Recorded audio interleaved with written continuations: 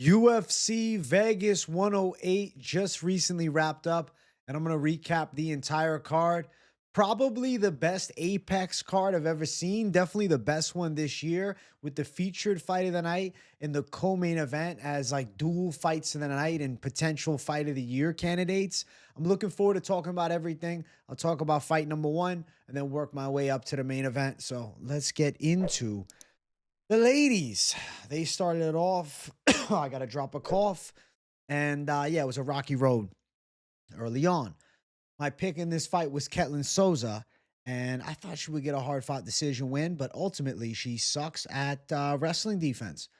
Done a bit better, I guess, but still gave up 7 out of 10. If you told me she got taken down in this fight, and I thought she would get taken down a few times, I would have said 3 to 4 takedowns, but she should be able to stop Piera Rodriguez's top control, especially late, and not just lay there like a scrub and just take it. My God. At the end of the fucking fight, she didn't really put any effort into bursting back up to her feet. I don't care what anybody says. I don't give a shit. I'm telling it as it is. She wilted and she gave up. Fighters quit sometimes, guys. And Ketlen Souza quit in that spot. Yes, she may have not gotten back up to her feet, but damn sure she could have put 100% of herself into scrambling and trying to get back up. And even if she ends up getting her back taken and fucking choked out, I'd rather see that than her just lay there with Piera on her inside control to stall out the win. The rightful winner was Piera Rodriguez. Ketlen had some okay boxing. Piera had some good striking too. I thought it was 1-1 going into the third. First round, Vieira. Second round, Souza. Third round, Piera again. Sold the fight with shit takedown defense. Shit get up game at the end. When it counts most, shit get up game. Even the spin kick that she threw then got taken down. The jump knee. Like, what are you fucking doing with this?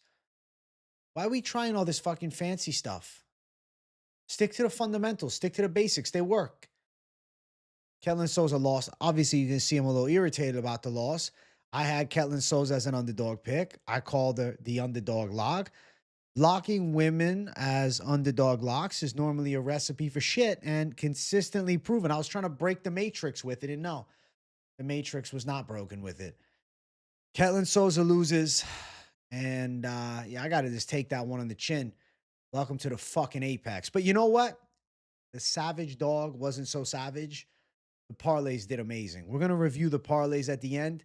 7 out of 10 on the money and even hit plus 552 savage play. All right. So it was a good week altogether, but sad to see the underdog in the first fight of the night take a fat L.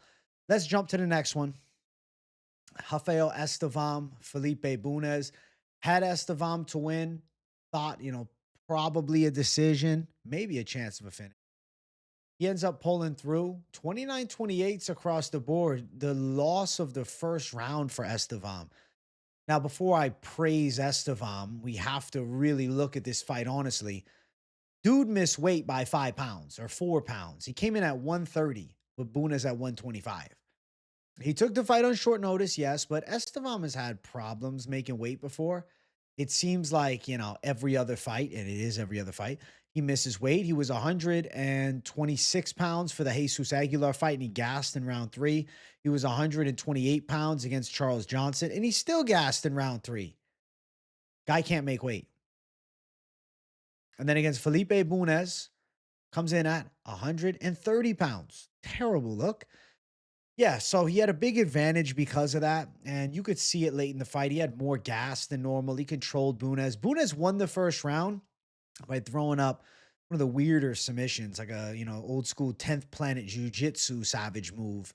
He had the buggy choke, which is from side control bottom position. It's a very unique choke that only guys with, real good dexterity can pull off.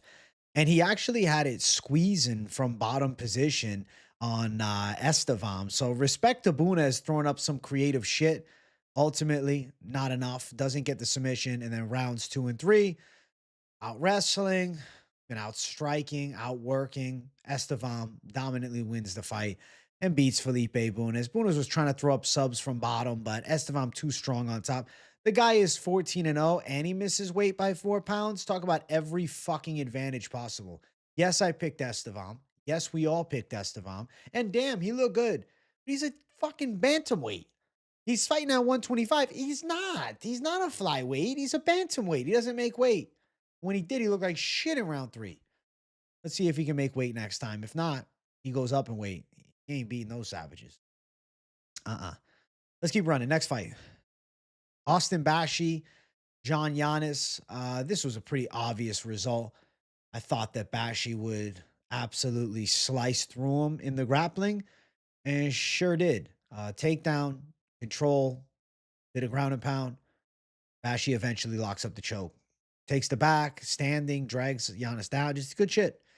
Bashi was levels above on the mat. I mean, Giannis was fighting the position as best as he could, but was just like technically outclassed. It was funny. Bisbing was talking about, Bashi's been doing this since a kid, and Giannis is a street fighter. I was like, all right.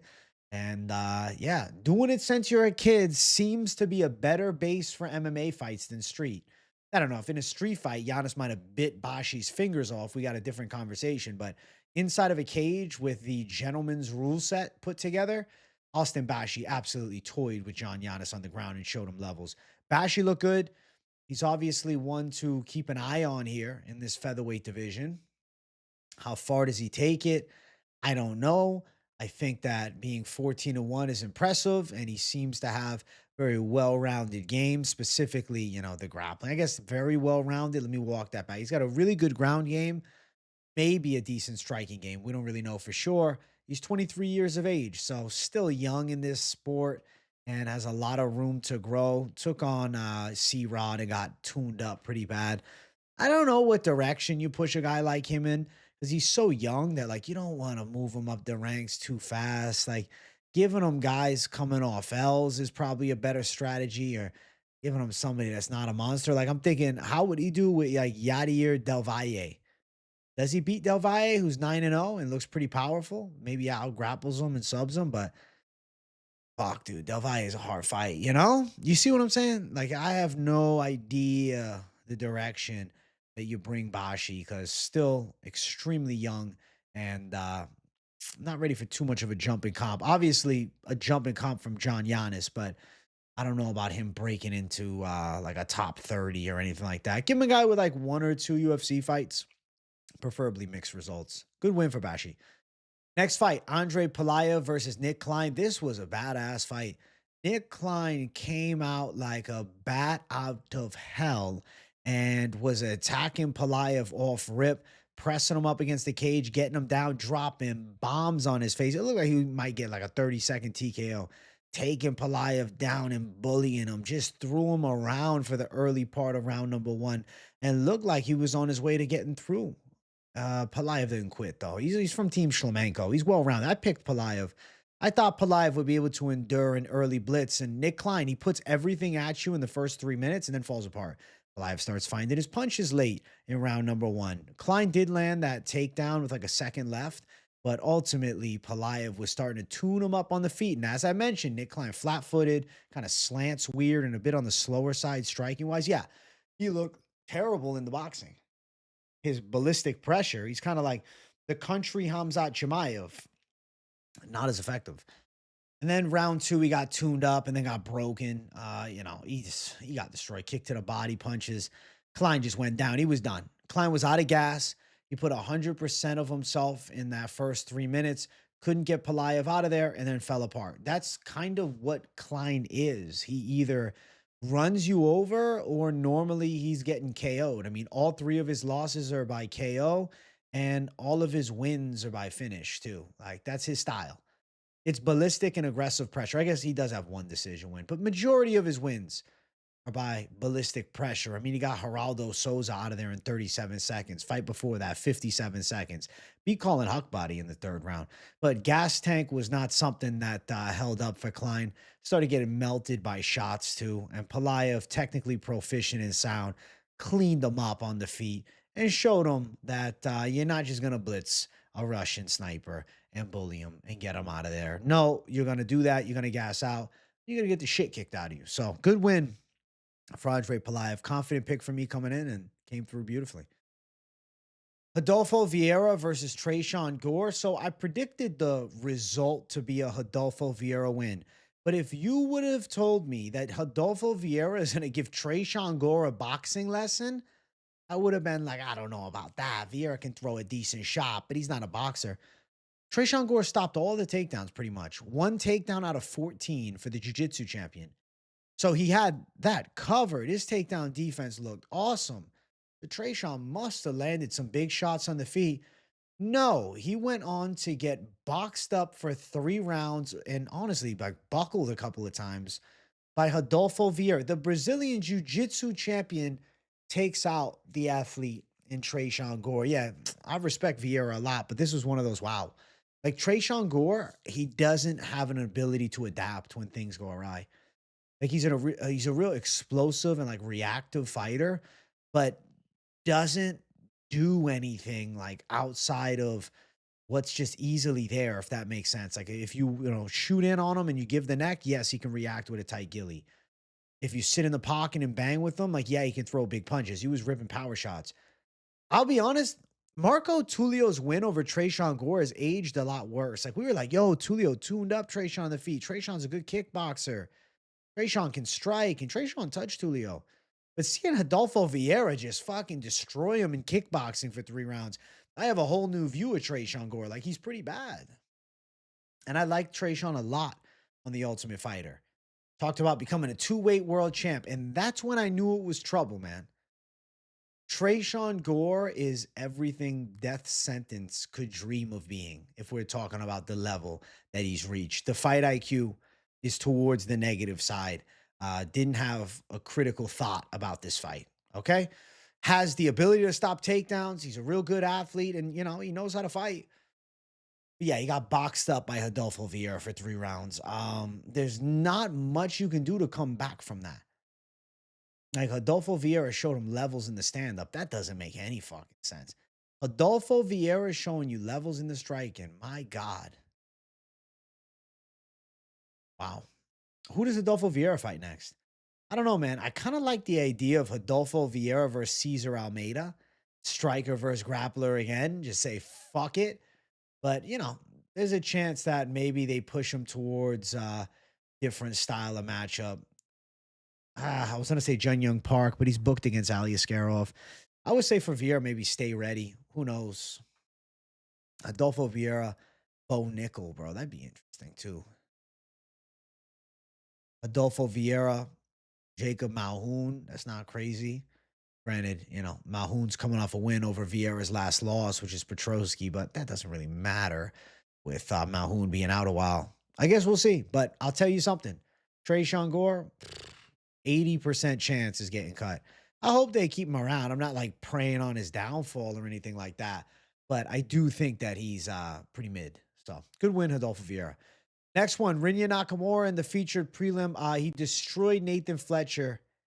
Probably destroyed his UFC dreams too. Nakamura with a nasty, I don't even liver kick, man. It's like toes to the liver. Down goes Nathan Fletcher. And the fight is wraps in a minute. Nakamura looked crazy. Threw a bomb of a kick. The toes landed perfectly. And then next thing you know, Fletcher's going down. And Nakamura is throwing a little ground and pound and the fight's over. KO in 1 minute. Nakamura, I got to tell you, I like that he speaks English. That's pretty cool. And I like what he said. I got to get 2 more wins before I call out anybody in the UFC.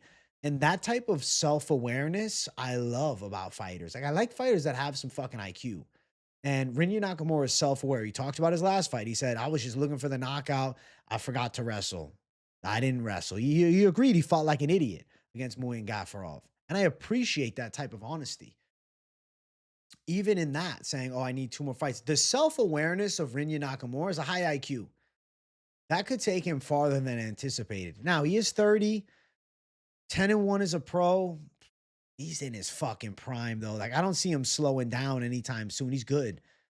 I don't know, though, because coming off that Gafarov loss, that's going to do, a bit of damage to how far you jump him up the ranks, especially beating Nathan Fletcher. It doesn't mean a ton. Nathan Fletcher is mid. Brady Heastan, Rinya Nakamura intrigues me a lot. I like that fight. Brady Heastan, Rinya Nakamura. Ultimate Fighter finalist on a 3-fight winning streak. 2 straight finishes as well. Nakamura, 10-1. Heastan, 8-2. I mean, good battle of up-and-comers. Heastan a little younger at 26, but a good grappling game. That's the type of fight that I think makes sense for Rinya Nakamura. For Nathan Fletcher, bro, he lost to Colin Loughran. He better pray the UFC even gives him another call. Seriously. I don't know if the UFC is giving him another call. He's 0-2. I don't know. I don't know. I don't know. They bring Christian Quinones back and give him Christian Quinones. I don't know. I have no fucking. I'm not even gonna do maybe a fight to make that. I don't know what they would do for him. Nathan Fletcher versus Arichi Long. No, Nathan Fletcher, Cameron Smotherman. Fuck it, something like that. I just think he got ran over bad. And that Loughran fight before is not helping his stock at all. But he is 1-2 in the UFC. I think give him Smotherman. Fletcher, Smotherman, give him another fight. Don't boot him just yet. But this loss was bad, bro. Really, really bad loss where, I don't know. I'm thinking about cutting him from the UFC on my lineup. Holy shit. But yeah, we'll say Nakamura, great athlete. Move him up the ranks a tad bit. Fletcher, we'll give him one more. Fletcher, one more. But Nakamura, I'm looking forward to seeing what he's got. I like the Brady Heastan fight. Let's find out everything. Next fight. Main card opener. It was Danny Silva and Kevin Vallejos. Vallejos, as they tend to call him when you do it with proper, Spanish pronunciation. But for the sake of me fucking just going off, I like Vallejos. I don't know. It's got a good rhythm and rhyme to it. I don't know if you agree with me, but I think it does. Also, smash the likes if you haven't yet. And if you're new, subscribe. Kevin Vallejos, he looked pretty powerful in this fight. He was able to outstrike Danny Silva and land the cleaner and bigger punches, better kicks, win the key striking exchanges in the pocket, which was a lot of the fight. Danny Silva was a badass in round 3, though, standing toe-to-toe with Vallejos, pretty much telling him, like, yo, hit me, and slipping out of the way of shots, also eating a shitload, but sitting in the pocket, firing back, and still coming forward to the end. Like, I take away positives for Danny Silva. He's got a good chin, and he's got great durability. And let me tell you, if that's a 5-round fight, I feel like Vallejos was fading. I don't think Silva was getting tired yet. Vallejos looked real good, though, in the first 2. Landed some big shots on Danny Silva. Definitely more power in the hands. Won the key strike combinations and exchanges and was backing him up. Even landed 2 takedowns in the fight. But Danny Silva also landed a takedown. At the end of the day, Vallejos was definitely ahead, but Danny Silva put out a good account for himself. It's one of those fights where I'm like, all right, Danny Silva, he's going to get slept on. He might be an underdog in his next fight, but definitely going to be something to look at because he's a stance switch hitter. He's got good head movement. He's got a really good chin. He's got a great gas tank. He's only 28. I think watch for Danny Silva's next fight. He's definitely a dog to look at. In this one, he was not. Vallejos won. I thought so. Got a decision win, which, makes sense. Danny Silva, good ability to avoid the big punches. And even the ones that he was eating, the chin is there. Vallejos, I don't feel like, screen went black on me. What the hell happened? What the hell happened, chat? This is live show. This is what we're doing. Show went black over here. What's going on? Let's see if we bring it back up. There we go. All right, we're good. Vallejos, what was that? Where was I? Where was I before I was rudely interrupted by accidentally Xing out the tab? My fault. Vallejos, I think he's got a lot of potential, but he's only 23. So, like, we got to hit the slow it the fuck down. He ain't rematching John Silva at the end of the year or anything like that. All right.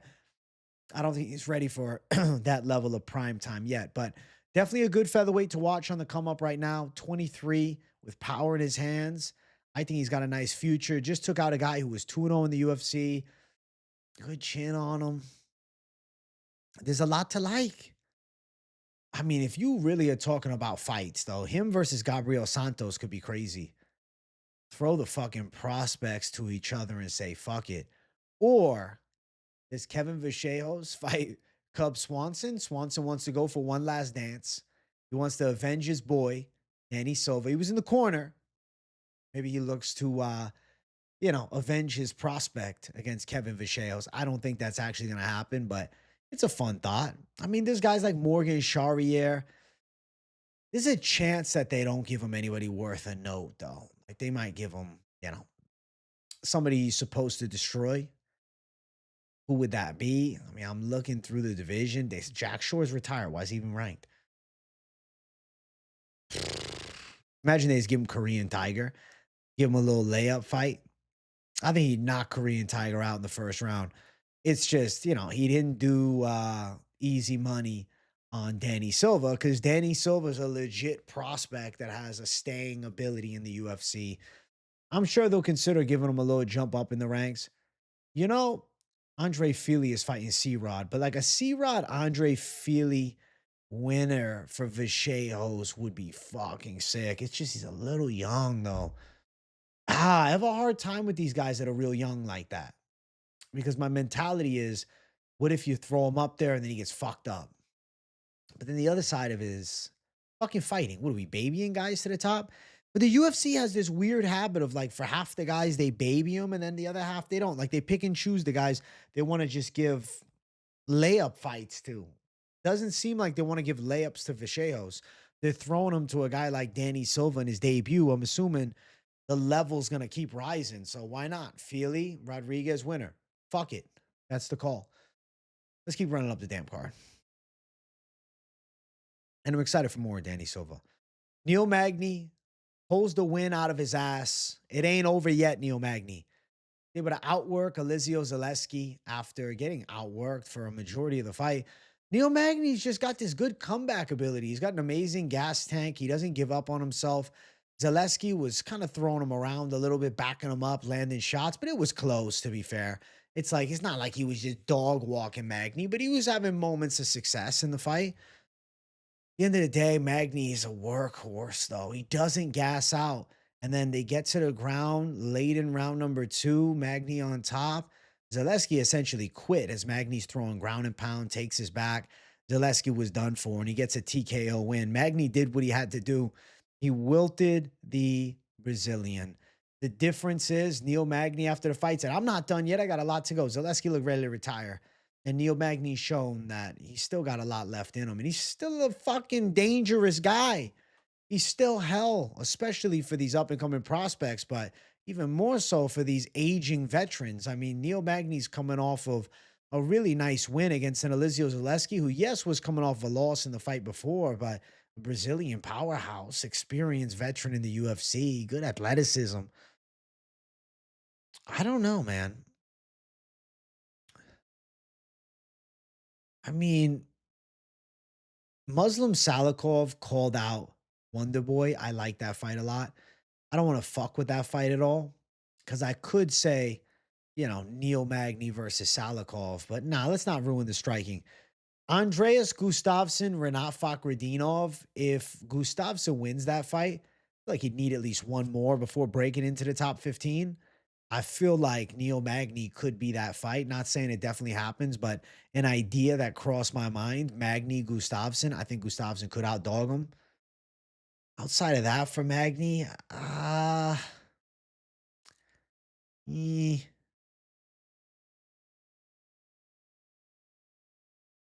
trying to look through everybody. Brian Battle, but he's fighting Nursultan Riziboyev up in weight. It would be that. I don't know. Do they give him Kevin Holland? Try to give Kevin Holland a chance? I don't know. All I do know is Neil Magny doesn't wilt and he breaks people. And he did it against Elizeu Zaleski dos Santos. He showed that true gatekeeper ability against Zaleski. Powerful kickboxing, but at the end of the day, simply outworked by Neil Magny. And I'm impressed by Magny getting his hand raised. So shout out to Magny pulling through. I respect it. I respect the grizzled vet and the OG. I swear to you guys. I thought about picking him, then I flipped the other side. I was ready to record a video. I had it recorded. I won't lie. It's in the archives. I was going to put it in, but I didn't do it. You know why I didn't do it? Because I said, fuck it. Clench your pearls with Zaleski. And I should have just fucking not clenched my pearls and flipped. But it is what it is. Good win for Zaleski. Or good win for Zaleski. Good loss for Zaleski. Good win for Magny, for God's sake. I'm moving up to the next fights. It's pissing me off. Karol hosted Nora Cornolle. This was an ass whooping of a women's fight. Nora Cornolle shows she can't grapple worth a fuck. And her fight IQ shit. And she's just a good brawler. That's the truth. She's a fun brawler. She hits hard, dangerous with her elbows, has some power on the inside. But Karol Rosa taking her down, beating her up, controlling her. Showed levels on the mat. Karol Rosa, not known for a wrestling game normally. Didn't matter. She got a black belt in jiu-jitsu. Cornolle, is she a blue belt? I don't know. I don't think so. It was a one-sided affair. And I do believe that the side of Karol Rosa showed the veteran savviness and, being a decent UFC bantamweight. You got to give her respect for beating the brakes off Nora Cornolle. She didn't stop with the ground and pound either. She was shooting even for arm triangles. Cornell's answering the phone for defense, but just getting destroyed on the ground. Yeah, the level difference in grappling, it equaled 11:25 control time. Yeah, Nora Cornolle got destroyed on the ground. So good win for Karol Rosa. Makes me think, how good is Eileen Perez's grappling? My God, what would she have done to her Nora Cornolle? Eileen Perez out-grappled Karol. Karol Rosa looked great. Big performance for her. It was a needed win with her back against the wall a little bit. And she continues the win-loss, win-loss, win-loss, win-loss trend. And she won this time. So back in the win streak column.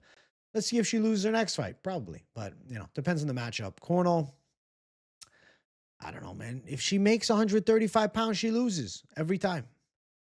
Next fight, Estevam Ribovics and Elves Brenner. I'm not going to stand up, but standing ovation for this fight.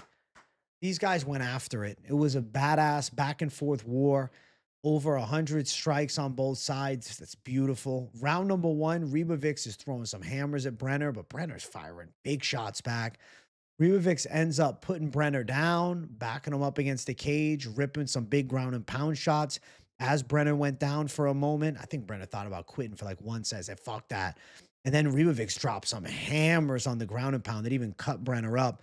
They get back to striking, and Brenner's not backing down, but he's definitely getting outboxed in round 1. Round number 2 kicks off, competitive exchanges between the both of them, but Brenner's starting to find his range. Brenner's landing some big shots over the top. Brenner's cracking Estevam Ribovics and making it a fight for sure. There was some big headshots from Brenner in that round, and he tested Ribovics. There was one time Ribovics went for a spinning back fist, then he got caught with a thunderous hook by Brenner. Still, though, throughout all of it, Ribovics is firing bombs too. And even though Brenner landed clean, when shots landed that were, of similar power for Ribovics, Brenner had a worse reaction to it. Definitely seemed to be more buzzed by the big shots, as opposed to Iron Chin Ribovics, who just doesn't get rocked. Big green flag about Ribovics. Write this down. Stop 9 takedowns. The grappling game of Ribovics has come a long way. Round number 3, kind of more of the same. Both guys slugging it out, but you can see Ribovics has the edge. Brenner not quitting on himself, though. The last 30 seconds of the fight landed some big shots on Estevam Ribovics, and he's fucking just coming after him with volume and heat and power strikes, chaotic warfare. Still, though, Ribovics able to outdo him towards the end, deserved the win as the thing settled down. But Brenner, even though he's on a 3-fight losing streak, why the hell would they cut him from the UFC? Please don't cut Elves Brenner because he delivers fun fights. Estevam Ribovics, really good prospect. I mean, to be fair, most people agreed that fight against, Nasrat Akbaras could have easily went his way. He got put in a great matchup here, though, against a guy that was going to oblige to a back and forth firefight. Now I ask myself, where do you go with Estevam Ribovics? Who does he fight next? Because he's in that spot where he lost his most recent fight, so it's not like he's breaking into the top 15. But good things have to be on the horizon. Don't know if this is likely, but how sick would it be if he fought somebody like Manuel Torres? Manuel Torres and Estevam Ribovics could be a fire fight. I love the idea of that. Don't know if they do it. A name that did cross my mind. Actually, I'll mention it in a little bit because I want to talk about the co-main event. Let's just say maybe it includes one of those two. But I do think Ribovics in fun fights definitely going to deliver almost every fucking time. He's a great guy to have on the roster. He's a fun boxer, throws heavy shots. Ground skills are getting better. He's in his 20s. He's 29 years of age. He's really starting to come into his own. Elves Brenner on the other side, just not as good as Estevam Ribovics, but just all dog grit. And even though he's lost 3 fights in a row, I think it would be a mistake for the UFC to let a guy like him go. He's a needed addition to the roster. You need guys that sit there and slug like that. I like the idea of Elves Brenner versus Ismael Bonfim. Bonfim's a good kickboxer, battle of Brazilians. That Rio card's coming up in a few months. Brenner didn't get knocked out here. Maybe he can make a turnaround and fight Bonfim. And let's do an all Brazil battle. I like that idea. So we'll see what the UFC decides, but that's my decision. Co-main event in the next one, Chris Duncan pulls off the upset win against Mateusz Rebecki in one of the best fights I've ever seen. I don't know if it's the recency bias, but this seemed like one of the best 3-round brawls of all time, okay? Chris Duncan and Mateusz Rebecki just went on a violence tour. Big shots land from Rebecki early in round number 1. Duncan with the nasty elbow that ends up swelling the forehead of Rebecki and cutting him over his fucking eye, or right in the in-between of his eye. Duncan and Rebecki just went after it in the first round. Good back and forth, big exchanges by both, but bigger damage from Duncan. Round number 2, more of the same savagery. Both guys going at it, throwing hard. Rebecki ripping power shots, even getting Duncan to the ground a little bit. It was just a continuation of the chaos. It was a continuation of the banger. Oh my God, this fight was sick. Oh my God, this fight was sick. It was a great fight.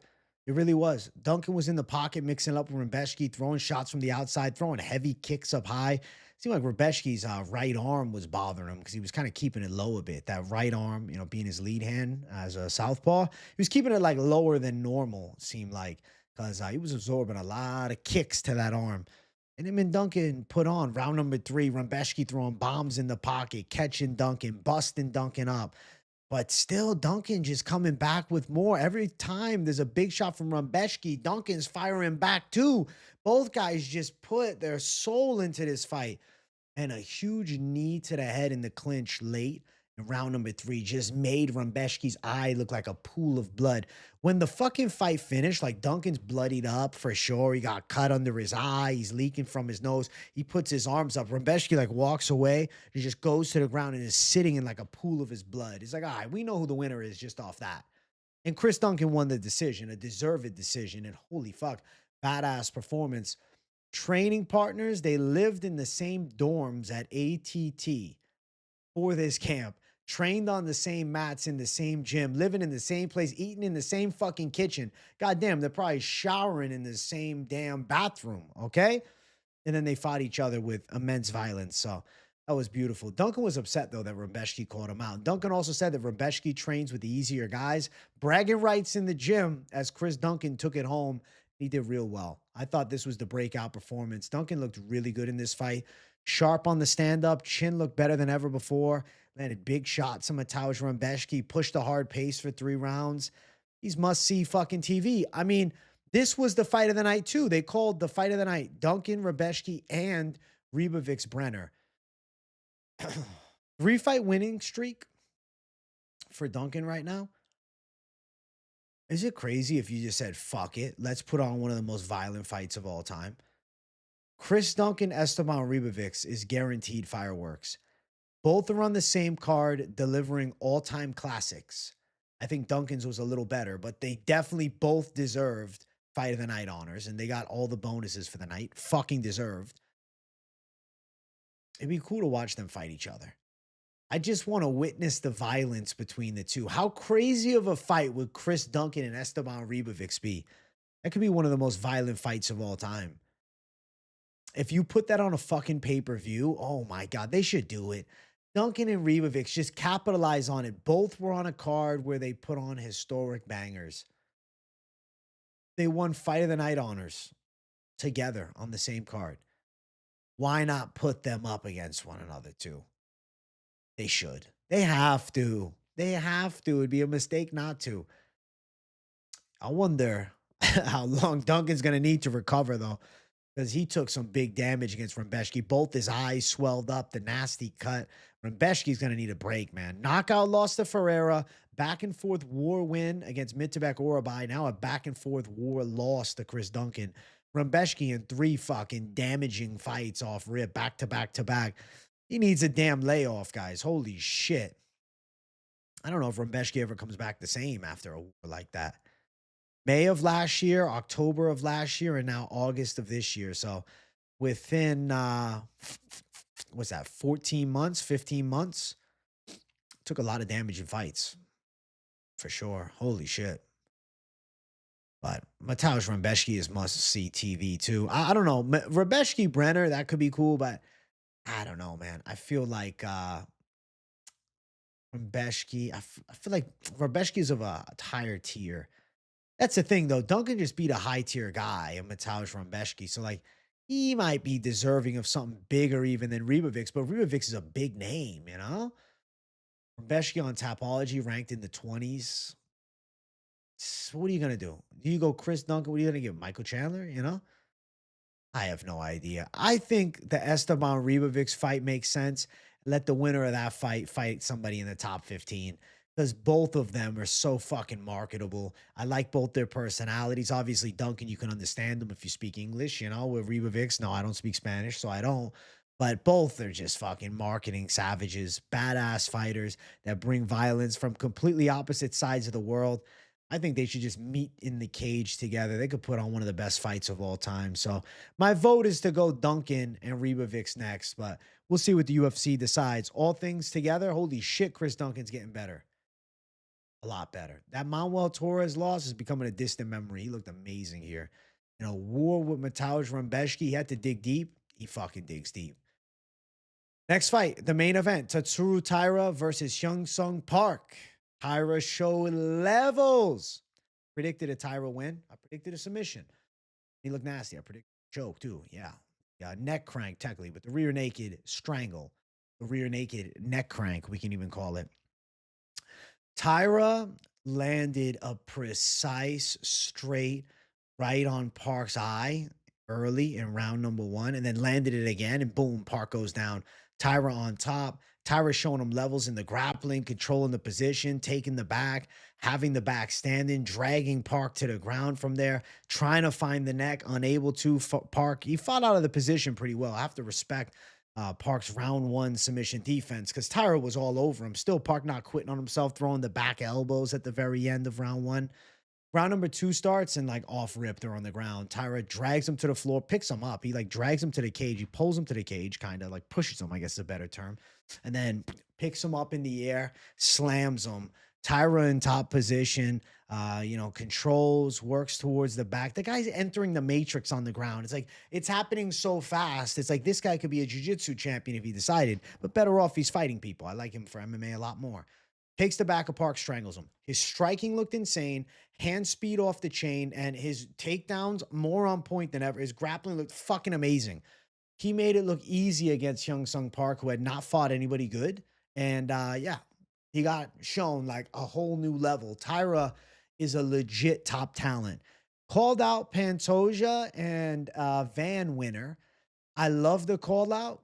I don't think so. I think they give him Brandon Moreno next. He had a back and forth war with Brandon Royval where he lost a split decision. That was back in October. And he's definitely gotten better since then. I mean, maybe not, but yes, he definitely has. He's 25 years old. I get it. It's not like he fought somebody of like high caliber where he was tested and was able to shine in the big spots, but he did what he had to do.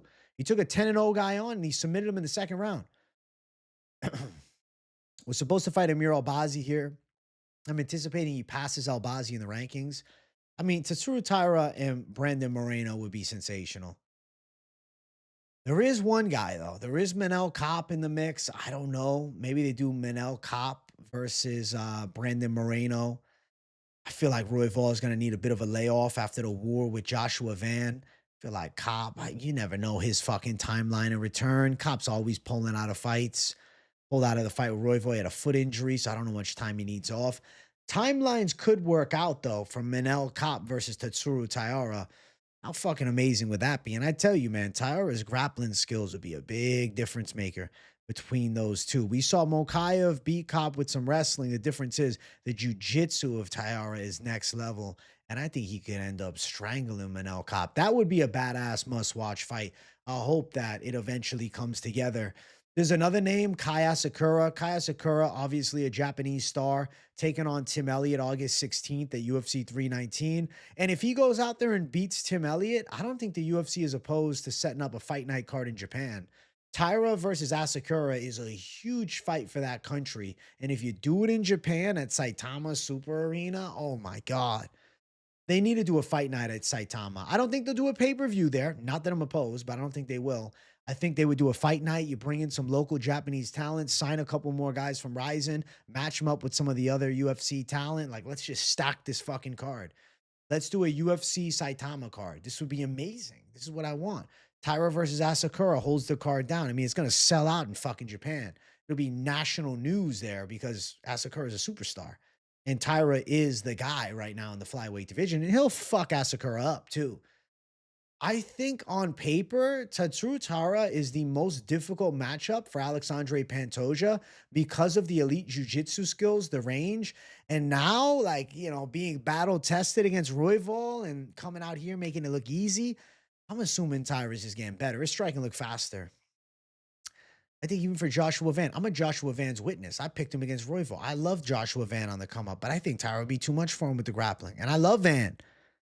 I think Taira is a problem in life to submit everybody at 125 pounds. If he rematches Royval at some point, maybe later this year or next year, I think that could be trouble for him. I don't think it's a title fight next. I think it's either Manel Kopp or Brandon Moreno. Both of those fights would equal #1 contender status. And if it's not either of those two, it's because they're doing a special fight because they're bringing them to Japan and you have them fight Kai Asakura in Japan, which I think that could be sensational as well. So a lot of ways you can swing it. Now for Hyun Sung Park, you got to respect him taking a chance like this. He didn't have to. He kind of had to. When the UFC calls, you got to answer. You have to. You have to take it. He was supposed to fight against Steve Erceg. Who knows how that matchup would have went for him. Maybe Tyra's just different level, but Erceg might have ended up beating him too. Erceg now fighting Ode Osborne. I doubt there's a rebooking there. I don't know, man. I mean, Hyung Sung Park versus a guy like Bruno Silva could be a fun fight if Bruno wants to still fight after taking 2 bad back-to-back losses, but against top guys. And I think that could be like a proper test for Park that's more around his level. I don't know if now they're going to throw him to the Lions Den and give him, you know, prospect fights. I don't know. I don't know. Would Hyun Sung Park doing the UFC a big favor? I think they'll give him a fun fight. I think Bruno Bulldog Silva is a badass fight for Park, but that might even be too much too soon, right? Because Bruno's been around for a long time. He's 14-7-2-1, not a great record, but he's been doing this for years. Is a little bit on the more wash side, and maybe Park could capitalize. I feel like that'd be the right fight. Park versus Bruno Silva. For Taira, like I said, the 3 options I laid out make the most sense. I picked Park to win, as a lot of people did. I think it was hard to overlook Park. I picked Taira to win. And I think it was hard to overlook the fact that Park was also coming in on real short notice and never had faced this level. And he found out about the best. Some of the best jiu-jitsu in the world. Best jiu-jitsu in flyweight for sure. And potentially the future champ in Taira. At 25, it's hard to think he doesn't become champ. He's definitely going to challenge for the belt. God, can you imagine him versus Van? Battle of guys in their fucking 20s throwing down for the flyweight title, the new generation. That'd be pretty amazing.